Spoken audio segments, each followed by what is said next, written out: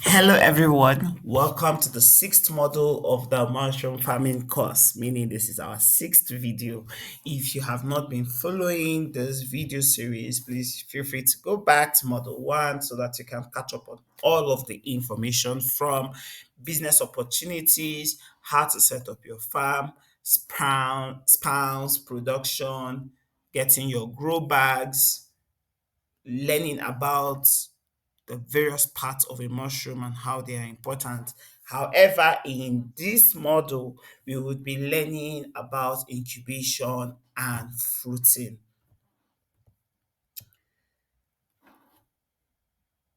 By the end of this model, you will learn how to set up your incubation room, how to control temperature, humidity, and light, what contamination looks like and how to respond to it, how to log your activities, right? Logging templates to track your growing environment and how to shift to fruiting stage and the tips you need for harvests.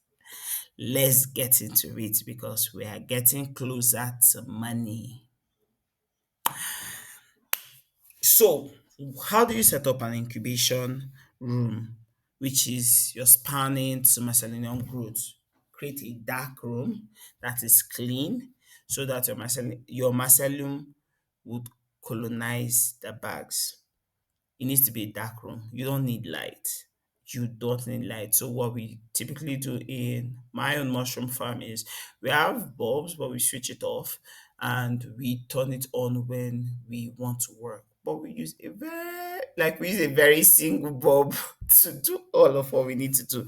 We want to water, we want to do some things, we want to harvest, so we're harvesting from that all. Then make sure your floors are clean. The shelves you hang or keep your bags on should also be clean. Stack your bags neatly. I like to see maybe 3 to 4 layers on a wooden rack, or you hang them with a rope. Your, make sure your ventilation holes are okay, but don't expose it to strong wind. Just small ventilation holes are fine in the room, and you know that your incubation bag room is set up. So there are three key conditions you should prioritize. Make sure that your temperature is between 25 to 30 degrees. For this, let's say have a thermometer inside it. Make sure that your humidity is at 60 to 70, so not too wet yet, not too wet. And this condition is usually 14 to 21 days because you need the bag to move from the color it is to white, fully white.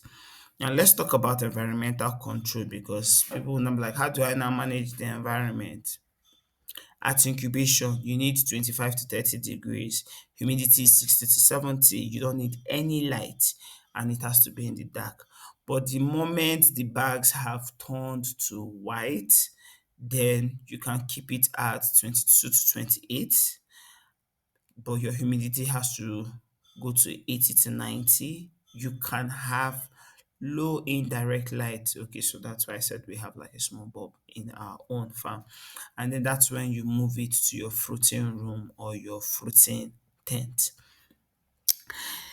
So how do you now maintain this condition? Like I mentioned, please use a thermometer or a hygrometer, or just simply keep a wall thermometer. So for us, we have like a thermometer inside the farm. Then spray the walls or floors, but not the bag, so that you can keep the room humid. Then I like to also say use shade net or black nylon to block direct sunlight. So if you have like a window opening part, black net will cover it for that. And if the room is too hot, please open windows in the morning and evening or install a small fan. If it's too cold, wrap your bags inside sack or you keep them near the warm walls. Please don't put it in fire. Do not put fire in it. Now, how do you then know when your bag is fully colonized? So the word is colonized, meaning how do you know when your bag is ready for fruiting?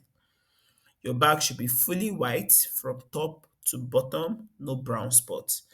Your bag should feel firm when you press it lightly, and it should not have any sign of contamination. and this should be after it has spent like 14 to 21 days inside, the inoculation room. So you can then move it into your fruiting room. So your fruiting room has like a little light, fresh air, so that you can then begin to harvest your mushroom. So what's your fruiting room setup? Your fruiting room is slightly bright, indirect light, natural light is enough, ventilation to improve like the mushroom formation, high humidity, so you have to spray the air, you have to spray your walls 2 to 3 times a day. Oh, then that's true. I really liked it that we would go to spray the wall because we have like this spray stuff. Just go and pour it and we are good. So you put in, so for us, we had like a measuring system to say that, 1 liter of water is what we are spraying in the morning, afternoon, and night, and then we put it. That was what worked for us. We were measuring everything that we were doing. Typically, within 4 to 7 days, you should start seeing your small pins, which are like the baby mushrooms coming out of the bag. I like to say that in your floating room, you can stack it, you can hang the bags with spaces in between so that you can allow airflow when it is growing. Then mist gently. So, again, avoid water on the mushroom. This is at this point that we now use syringe if we need to water the bags, but this is very, very mild. I like to say very, very mild. In fact, we only do it when we sense that maybe the bags are drying up, right? So that there's water for the mushrooms to come out. Now, a few things that you need to know about contamination, because contamination is a big problem in the mushroom business. How do we stop it? How do we spot it? Green mold. If you start seeing green mold, you see it like green patches. What usually causes it is post sterilization. Just remove the bag, remove it. If you begin to see black or green mold, it start looking like a black fuse or it begins to slime.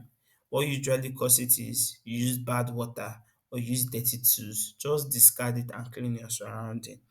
If you now begin to smell the bag like it's smelling like it's rotten, it means that we over wet the bag, which is why we use syringe instead. Just very small water. You overwet the bags or the sprout. So just remove it and check others if there are others too that you have overwet. And if you begin to see yellow liquid oozing from the bag, it means the bacteria is growing in it. Just discard and just improve the general hygiene of your set. But never open a contaminated bags indoors. Take it far from your farm. Far from your farm so that it does not contaminate others. Now, how do you log in your environmental condition? This is what a template looks like. So on the 10th of September by 9 a.m. temperature was 27, humidity was 85. Was the bag misty? Yes. Notes. Oh, pins forming on 10 bags. Maybe it's only 10 bags you saw. On the 11th, by that 9 a.m., the temperature was now 29. Your humidity was 80. Was the bag misty? Yes. So what did you notice? Some dry corners, so you had to spray again. So dry corners of the wall, and you had to spray again. On the 12th by 9 a.m., our temperature is now 30. Humidity is now 90. Bag is still misty, but you don't see any contamination. You already know the next thing you need to do is start working on your temperature. How do I get this temperature to drop back? So that's typically how you log in your environmental condition. It helps you to understand trends and catch your problems very, very early. So let's talk about fruiting and harvesting tips. Mist the room, not the mushroom. Again, mist the room, not the mushroom. Keep your temperature consistent. Avoid afternoon heat spike. Well, that's why. So in the mushroom farm where I worked, we check temperature morning, afternoon, and evenings. So do not move your bags around too much. You see people that today bag is there, tomorrow hang the bag and let it be. Hang it and let it be. Let it be. Then watch out for overfruiting, right? So because if it's overfruiting, it means that the mushroom needs room to expand. You want to give it enough space. You want to give it enough space so you don't clog a lot of bags closer to it. Give it enough space so that it can fruit and open up, spread as much as it wants to. spread. Now the question is, when do you harvest? Don't wait too long. An overripe mushroom actually turns dark and spoils very quickly, and it begins to reduce its shelf life. So I would say once the the caps are now curved or slightly open, and the gills are not too dark, and the mushroom feels firm and soft, use your clean hand or knife to twist the roots and gently cut off. Twist the root and gently cut off. Guys, we've come to the end. We've come to the end. In this model, we spoke about incubation, moving your bags to the fruiting room, spraying gently to avoid direct water on the mushroom, watching out for green, black, or smelly bags and remove them, keeping a logbook, and harvesting them before the caps flatten for best freshness and practices. We have come to the end of this model. In the next module, we would begin to talk about post-harvest handling, drying and packaging. How do you process this mushroom into powder and tea? How to use a logbook and what you need for for food safety and shelf life. Let me know in the comment section what you learned, what you found very exciting about this module. Don't forget to go to agrodemy.net if you want a certificate at the end of this course. However, I'll be looking forward to your comments in the comment section to just respond to you and all of the questions you may have about mushroom farming. Thank you.